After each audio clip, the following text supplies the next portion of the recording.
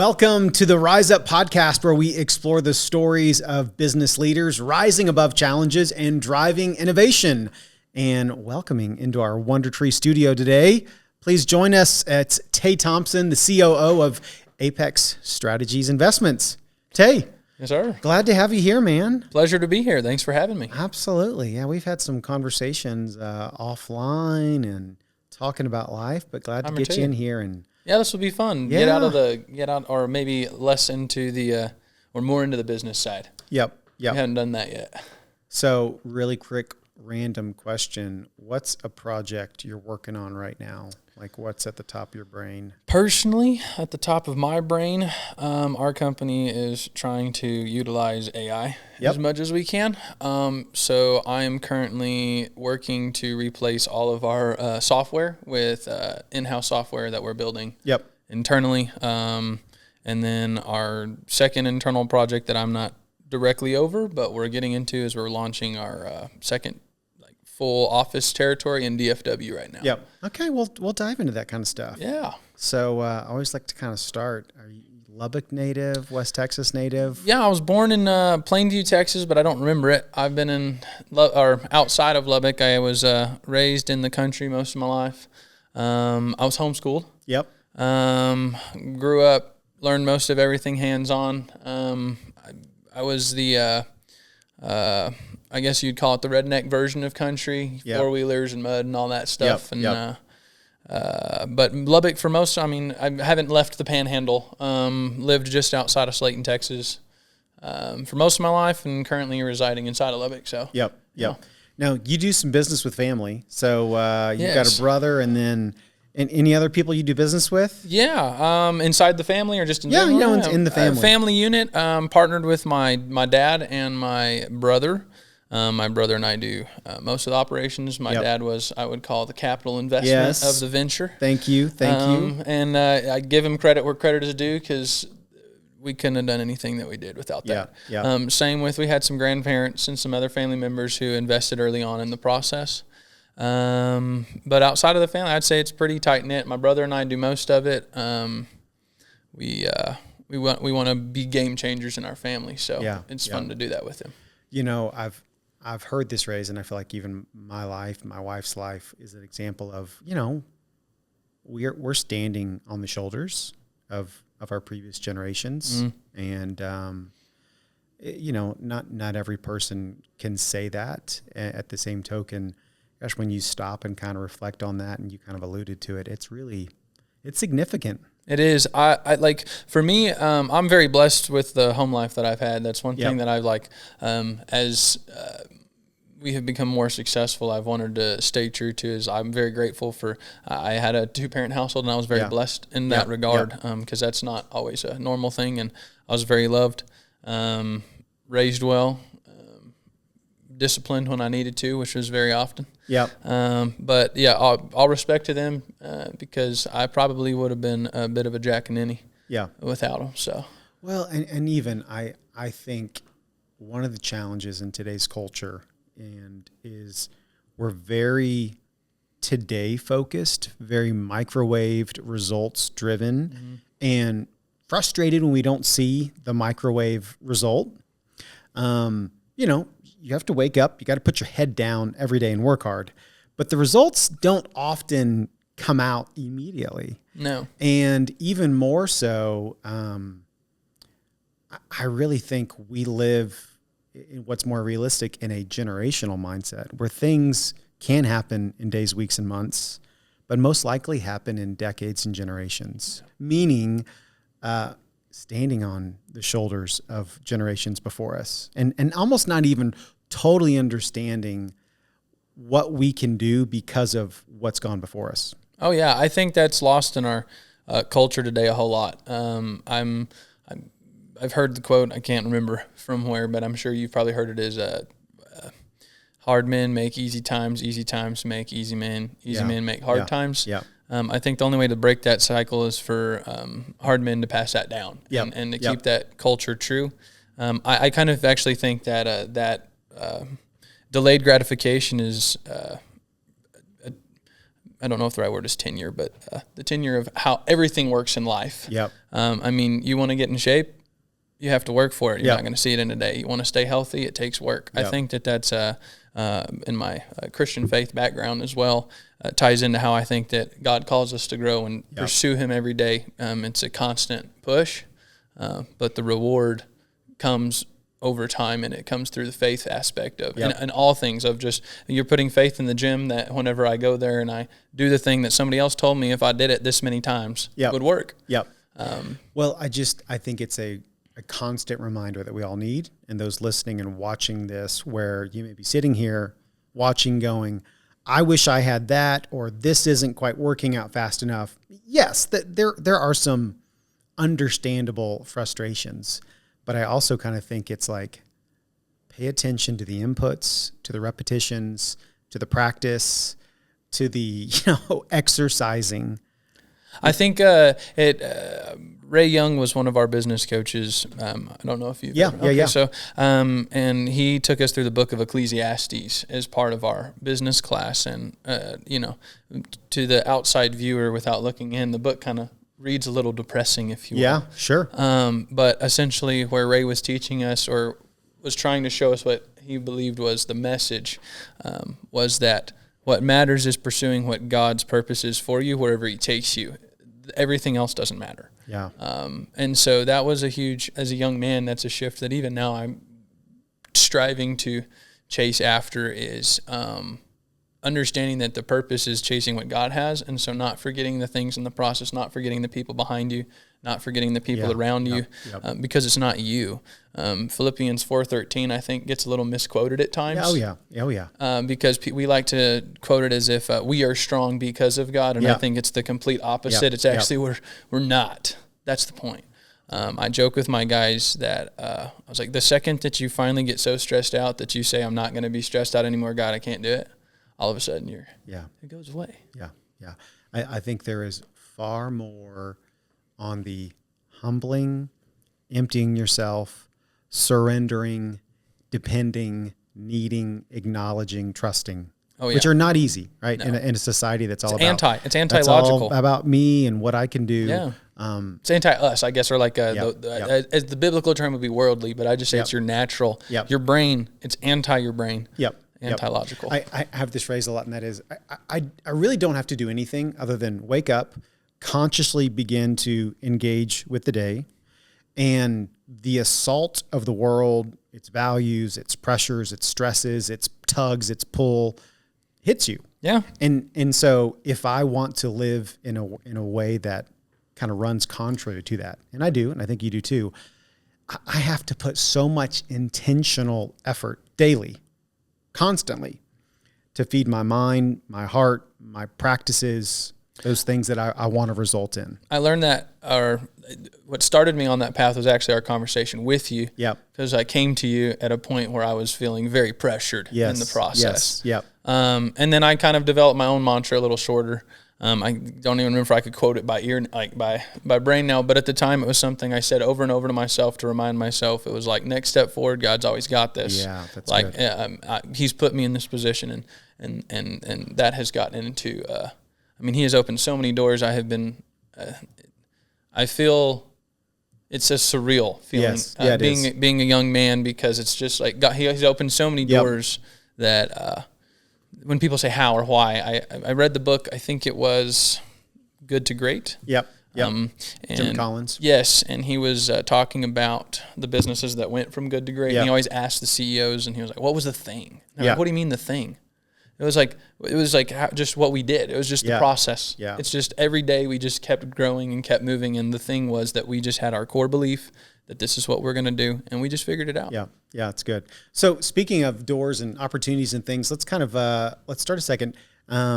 Axios, Apex. Yeah. Kind of give me kind of the breakdown of either, you can even say, hey, here's kind of how far into the background do you want to go? Well, we can kind of, go back to, how things got started. Or grassroots, and kind of roll the way forward. Yeah. So my brother and I, my brother has an associate's degree, so I guess you could technically say on paper he's the smarter of the two. Mm-hmm. I graduated from Slayton High School. the crowning metropolis. Let's do it. Let's get it done. Some good bakery actions. Hey, it's great food. Good people too. Yeah. And I graduated high school, and I always joked with my parents. Always told me when we were younger, if you don't go to college, you'll dig ditches the rest of your life. And I'd tell my dad, I'll dig every other ditch if I don't have to write one more paper. That was my joke at the time. Yeah. So I went straight to work out of high school. I was very unemployable. I struggled not with authority, but with authority, if that makes sense. It's an entrepreneurial spirit. It is, yeah. But it did make me not the best employee for a time being. I will acknowledge that.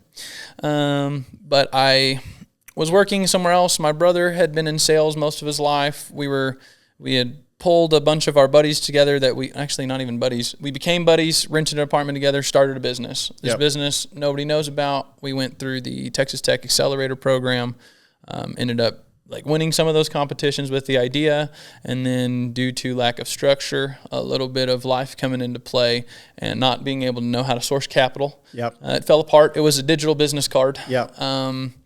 And then from there, we all went in our separate ways, lived at the same house, didn't do anything. And then my brother, Javen, he's our visionary, which we didn't know at the time that's what it was called. Yes. But he had the vision, and he essentially came to me and was like, hey, if you, me, and Dad can burr houses, if we can do one a month for a year for 15 years, at the end of that 15-year cycle, we could live off of the proceeds of refinancing, the burr model.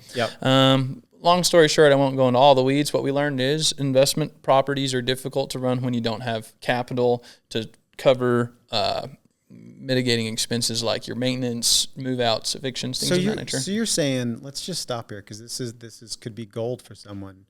You're saying hot water heaters don't last forever, and you do have to replace them? And people don't pay rent every month. What? Or take care of your house. So real estate isn't you just buy it and you get passive income immediately? That's not always realistic? No, it's not. I would say that if you play it properly, you can get income, but it's usually a long-term play. It is a wealth play, and I would say that it's worth doing, but not to start. Yep. You'll get yourself in some hot water.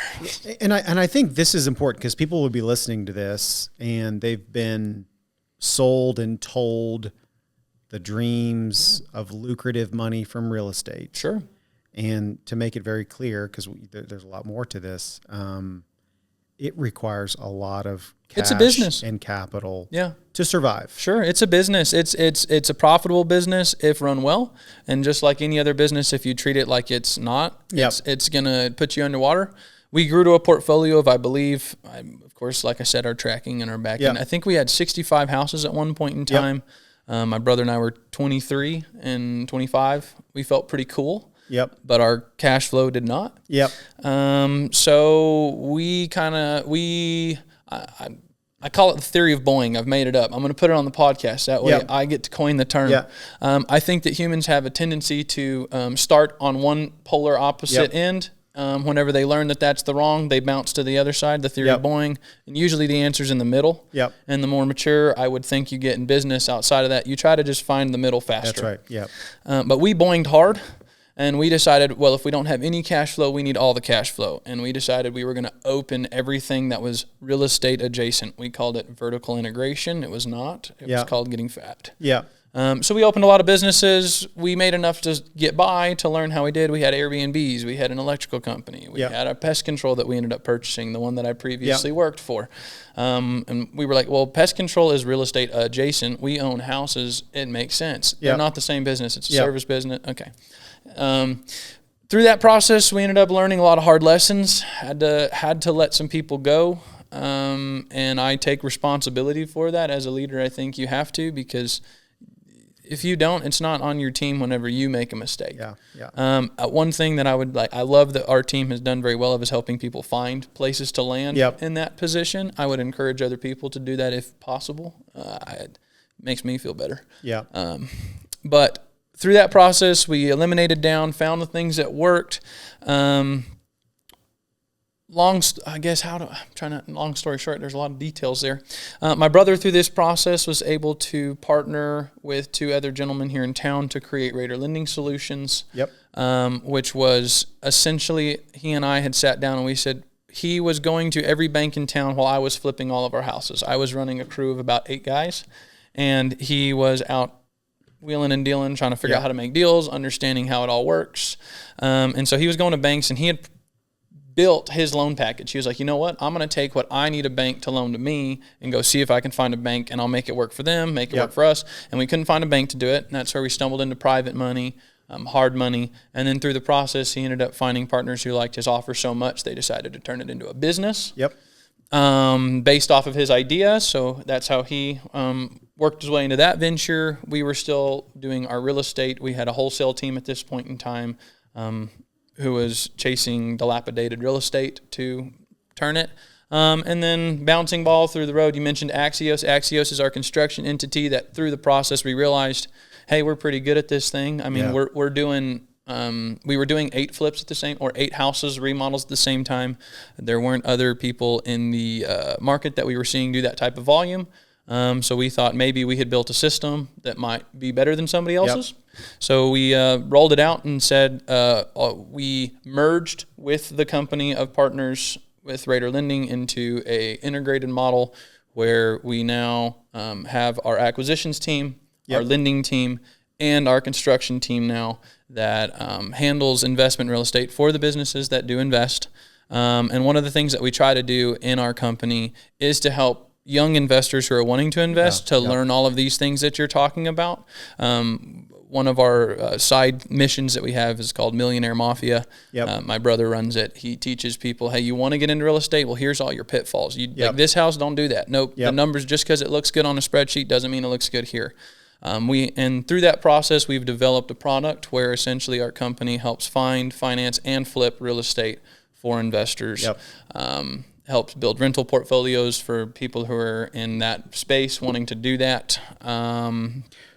And let's talk about that a second, because I think that's something that'll be actually helpful for those that aren't aware of it or maybe on the outside looking in. So someone's got some casual interest in real estate, knowledge in real estate, but really hasn't had anyone show them the systems and processes.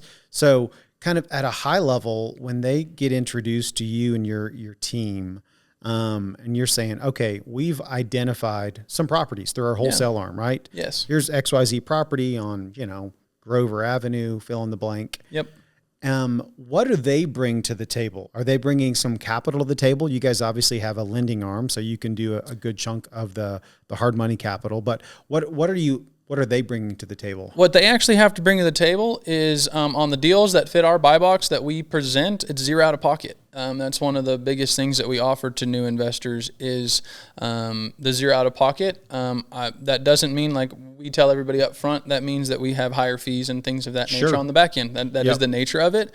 But to a lot of investors, the product itself for guys like myself, I wasn't as much worried about the back end price of it as I was about if I want to do 8 or 9 at the same time, I don't want to be putting 20 or 30 down on every house because it's too much capital. So I'm okay. I run my own model. I flip houses through my model. What do they bring to the table? They bring me a customer base that allows my bankability and my product to actually work. I can't be my own customer. I'm no longer a company. I'm just my own client. But outside what they bring to the table, I mean, the idea is what they're bringing to the table is, and we do have an option outside of the construction, which is where we'll teach new investors how they can also do their own. They don't have to use our construction. So what they also bring to the table is we have multiple investors who are flipping themselves, have been doing it for a long time and just wanted this product. It's not one that's been here in Lubbock. We're trying to test other markets. We don't see it in other markets right now either. It's just more looking at the market and saying, how can we rework it to not do what everybody else is doing? And so a lot of times what they're bringing to the table is they bring their own deals because they want the financing options that we have. The ones who don't want to touch it, a lot of our best clients that we like are high net worth, they need to do tax depreciation, tax deduction, things of that nature. So they want to put it into real estate. It's a great place for them to go hands off. Hey, just find me a deal. I want to throw one tuck it into my rental portfolio. I need it to fit this buy box, and you guys just take care of it for me. It becomes so in that high level, it's just an easier process, and on the lower level, we help train other people how to do it. Well, again, entrepreneurship 101: find a problem, solve the pain points, and try to make it as seamless and sticky, and take good care of people, right? Yes. And so huge value in offering that to people, and being close to the real estate space. I love that. So tell me about kind of Apex. Is that kind of a general name that kind of holds all this together, or what's? Yeah, Apex is just our parent entity.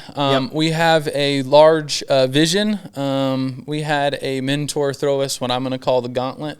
His comment was, if you can't be in 10 markets in 3 to 5 years, maybe rethink what you're doing, because you probably don't have what it takes. It was his challenge. It was a pretty blunt, and I'm a competitive guy. Yeah. So our goal is to be in 10 markets in 3 to 5 years. What was the question? Yeah, Apex. Just curious thank what you. All Sorry, that holds. Got distracted. Yeah. Essentially, it's our parent entity that's going to cover all of our markets, just for legal liability purposes, and it sounds cool. Yeah, I do. I like it. So. And then you'd kind of mentioned you guys already identifying a couple markets that you're starting to wade into. Yes, sir. DFW is the one that we're hitting full strings ahead. We've tried some other local markets around the area, but we've decided that we'd like to try bigger fish. Yep. There's a big ocean out there. Let's try to catch something a little bit larger. So we actually have a boots on the ground team in DFW right now, actively setting up our operation there. Just got our office this week. Nice. Yeah, right on. And then we're also having, I'm calling it a satellite cell. I don't know exactly what it would be, but we travel at over times to San Antonio right now. We're getting some marketing going in San Antonio. But between those three, our goal is to start in those larger markets and kind of split out from there. Yep. Well, and like so many things, you don't know what you don't know, and you learn along the way. And I think there's kind of that anticipation of like, okay, we've learned a lot that will be applicable here, but there'll be some curveballs. Oh yeah. That the marketplace, you just haven't been in it. And when that happens, we'll adjust with the 100%. I've told my team, I said it took us, so we've been in business my brother and I now 3.5 years. Yeah. Which I would say we used to think we were hot stuff, and everybody tells you when you read 3 to 5 years in business is whenever you starting to understand it. Yeah. We thought we were going to get it in 2 months, but I'd say 3.5 years, we're starting to get our feet under us. Yes. Yeah. But what I talk to our team about now is it took us 3.5 years to accidentally get to where we're at. We didn't purposefully end up here. Yeah. We made all the decisions. So now the evolution or the process changes. Now we need to figure out how to replicate on purpose. Yeah. We have a system that works. So we tried in some smaller markets. We went in with a marketing strategy, did not take very well. So then we pulled. Now we're going to try a different marketing strategy. So now it's just figuring out our words that we live by are replication and discipline. We're hoping. I don't know how we believe that we're starting to transition away from a wartime into a peacetime business in business terminology, getting off of chasing into process. Yep. And so I'm loving it because that's where I thrive. Yes. As an ops guy, it's so nice whenever they tell me I can actually make no and yes calls. Yeah. Yeah. No, it's huge. I've said this a lot. The path reveals the path. Right. And you often don't know where that path is, but you have to take steps down the path. And that is, I think, the biggest difference between those who talk about entrepreneurialism, and there's a lot of talk online and socials about doing this, and those who are actually living and breathing it, is you have to take the steps. There's a couple of phases that I see as like just the step. Like the first step is you have to take that leap of faith. You have to go for it. I think the second step of entrepreneurship is having to keep working when it doesn't make sense. Yeah, yep. That's one that's tough, that kills a lot of entrepreneurs that I've seen. You have to keep your wits about you while it doesn't make sense as well. You can't respond from a panic state whenever things aren't working. And then the third thing that I would say is you have to identify that the path is not going to be what you thought. Yep. Let go of it. Yep. The path is not that. In my belief, pray every day. Yep. And if God shuts a door, thank him for it and go through the door he opened. Yep. And don't rush and trust his timing. And at the same time, I don't think God messes up. So just stay connected. I've been using a word that I have not loved. I still wrestle with the word, but I think it's applicable for a lot of seasons of entrepreneurship. If you still have vision, I think vision drives a lot of things. I think God gives you vision for things. I think God can shrink vision for things, and you need to pay attention to it. But if there's still significant vision, but the reality or the byproduct or the fruit just isn't there, sometimes there's seasons that you just have to survive. Mm-hmm. in business. Yeah. And that's hard because it's like, what? I don't want to just survive. I want to thrive. Yes, we all want to thrive. But before you can thrive, you often have to just survive. And sometimes I call it the stupid tax. I like Alex Hormozy. I listen to a lot of his content. He helped me with a lot of my framing and sales and marketing and stuff. And one of the things that he talks about is you have to be okay looking stupid. You're going to look dumb. It's your first time. Name one thing that the guys who are really great at it, they're few and far between, and good for them. You're going to look silly and be okay with that, and be okay being the start out, and be okay being willing to grind and put in a lot of hours. I mean, there were a lot. Getting a little bit deeper into the weeds there was a period of time where we had made some decisions that had put us in I would say a bad position, not intentionally, not illegally, just bought a deal that wasn't a good deal. And it put us in a very difficult position, and we got with all of our partners at the time, which were all of our buddies. That's where we were at the time, and we said, all right, we got two options. Like, we either shut down or we bootstrap this thing. And so we all moved out of our apartments and houses, consolidated into one house, Airbnb'd our old houses out to make extra money, all split grocery bills and groceries with CC's Pizza. And then we all, there was a period of time where I had to leave my tenants' gas bills on and turn mine off and get a space heater. And that's just like the reality of it. And I don't say that to brag or say that there's anything to that. It's just sometimes that's part of the process, and it's not a brag, and it's not a bad thing either. I think it's recognizing learning. You have to just do what it takes, and that is often the humbling, uncomfortable. Humbling is a good word, yes. But sometimes it's like, okay, you know what? This is life. Sometimes life throws these things at you. I think whenever if God gives you a big purpose and a big vision, it's not always going to be easy, because you're probably not the person that you're developed to be that person yet. The Bible says iron sharpens iron. I think that that's an abrasive act. Iron sharpening iron is sparking, it's striking, and it's not like rude or mean, but it's firm. And it's disciplined. And so I think that the repetition, and sometimes, most of the mistakes that I put myself in the hole that I had to learn out of were mistakes I made. Whether through ignorance or through pride. Some are through pride. I would, one of my closest, I guess he's running for office right now, David Bruegel. Work with him a whole lot. One of the things I talked to him about early on in business was I liked how he portrayed himself as a business owner. And he said, hey, you get kicked enough in business, you start to learn to be humble. And so I really value that. Most of the people that I've met that are truly highly successful are some of the nicest, most humble, caring people that you meet. And that's something that I strive to embody. And you can get lost. That's huge. That's huge. Tell me a minute about the pest control business. And what are some of the lessons that you've learned in operating that? And as you kind of think about the future, do businesses like that appeal to you all, or do you feel like, okay, that was kind of a means to learn and grow, and now we're going to what have been the lessons that come out of that journey? SWAT Pest Control was actually one I to be completely honest, I wasn't excited about getting in the first place. I'd worked there for 5 years. I was excited for the real estate world at the time. We ended up purchasing it. There's some things I ended up getting because of business and decisions that ended up being a responsibility I had. But what have I learned through that? So first off, let's go one question at a time. You said the first one was, what did I learn through it? Okay. Learning through it, one of the things that helped me develop was a lot of leadership skills. I'd never really been put into an environment where I was truly the person that they depended on. The first week that we came in, we had a lot of work billed out, but in the bank account, I didn't even have enough to cover payroll. Wasn't what I was expecting when I purchased a company that on paper, you think makes so much money. Look at all this profit that's there. That profit in cash are not no hate to the guy I bought it from, because I love the guy. He's a great guy. And he was like, you understand, like, it makes money, but it's not as. And I was like, no, dude, you're wrong, right? And it's kind of where my childish brain thought. But we did. And so what did I learn through that? One was how to establish a team, and I'm still learning how to do that. But a lot of it I've had to learn how to set boundaries with people in a leadership position. What I've had to learn is how to guard my words, because people live and die off of what a leader says. Yeah, that's right. I would say one of the biggest lessons that I have learned over this time is emotional regulation and leadership is paramount. Yeah.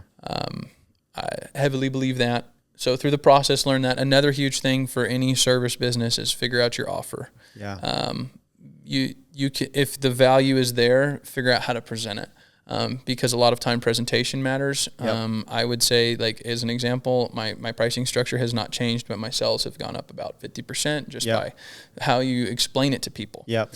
So that was a huge thing in business. Shout out the team here. And shout out to Alex Ramosi. A lot of those things I learned there. Yep. And then as far as how I see us going in the future, I personally am very interested in the service industry space. I believe that there is a lot of businesses that are single operators that are getting a little bit older, are going to need a way to either exit or figure out how to scale. And I think that scale is another step in business that a lot of entrepreneurs struggle with crossing. Yep. And I think that as AI moves forward, I think a lot of the service businesses will be some of the last to be affected by that. In a large way due to regulation and things of that nature. And so for me, I really like pest control. I've actually started to really enjoy working with the team that I've been on, and it's kind of turned into my baby because it's the one business that I genuinely get to run by myself right now. It's no input, so it's ride or die decision making on me. So if you see us out there, give us a call.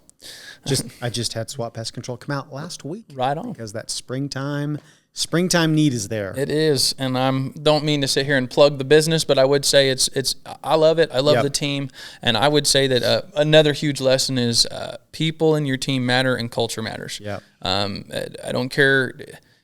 You cannot build a team around one person. A team is everybody, and it has to be everybody working together. That's biblical. Yep. The Bible this says that we are a body. Yep. The foot cannot be a nose. Yeah. It doesn't work that way. So even though you are in the services industry, which I would agree is difficult for AI to come and take the guy out who's spraying pesticides or out there doing plumbing or electrical or HVAC, those are tangible work that I think will have value for a long time. You referenced earlier that you're playing with some of the AI to maybe replace some of the operational software. Yes. So kind of give me an example. Are you, which platform are you playing around in Claude and Grok and Code? Yeah. So I can tell you, I went to a business conference where the guy got on stage and he said, I want to explain to you that I have a high school diploma. I have no coding experience at all. And I make millions of dollars a year building apps. Yep. And as an entrepreneur and as a young guy who's dabbled with AI, who hasn't built a meme or something playing around. And I'd also been trying to figure out how to integrate this very heavily with the business. He, on stage, walked us through a bunch of softwares and then showed us how via Lovable, I don't know if okay, Lovable, how he could create a very simple app. And I looked at my business partner. I said, by the time our plane lands tomorrow, I will have an app. Yep. And then I proceeded to use Claude to build a framework. Yep. I have no idea anything about coding. Yep. At the time I didn't understand RLS and authentication patterns and all of those things. And so I just said, I'm gonna let's go learn, find out. And sure enough, I popped out an app and I didn't sleep for about a month. Yeah. I mean, it just felt like it was like a whole new world. I kept telling people, I was like, you don't understand. The doors have been opened. Yeah. And so I very quickly started replacing, especially in our construction world, in construction, especially in remodeling, it's like construction, but with a kaleidoscope. In new construction, you start at the same place every time. You're building a game plan. With remodeling, you don't know what you're walking into, what you're going to see, where it's at, who's doing it. And so you had to have a system that was able to start at any place, at any point in time, with any price margin in any market. And that felt like almost impossible with softwares that were available. But then I just kind of got the wild hair that as an operator, I was like, if I can think it and it can build it, I can do it. And so over the past, since February, we have now built out about 7 apps. I have fully got rid of most of the software in my company. How much do you think you're saving on software? Right now, costs? Approximately about $1,000 a month. Plus, I was able to get rid of several VAs through that process. Because automation is crazy, and I only see it getting better. And improved your efficiency. 100% efficiency, training. I mean, we've built in AI tools that are their entire logic is framed around construction. So my guys can go in and take pictures of their electrical panels and figure out if they need to swap them or not, without having to know. That level of accuracy that is directly to my business doesn't exist, right? Hasn't existed. And then through that process, I'm actually working to set up a business for myself, which will be Simplicity Business Solutions, which is essentially exactly what I described. If you have a process that you're running and there isn't a software that matches it, number one, as an operator, I would like to come in and help you figure out what your flows are, what your processes are, how it works, who does what are the breaking points, why does it break? And once we solve all that, I want to help build a custom software to help run the back end operations of that company. That's a little spinoff in the back end. But so AI has been very heavily on the operating back end piece, but that's why I like the service industry, is because you can automate a lot of the back end, and the front end is going to people, at least for now, we still want people, and there's a lot of regulations, and I hope that stays, because I like the face-to-face contact myself. No, absolutely. Well, again, I think this is the fascinating world that we're in today of a lot of things are being disrupted. It's the future.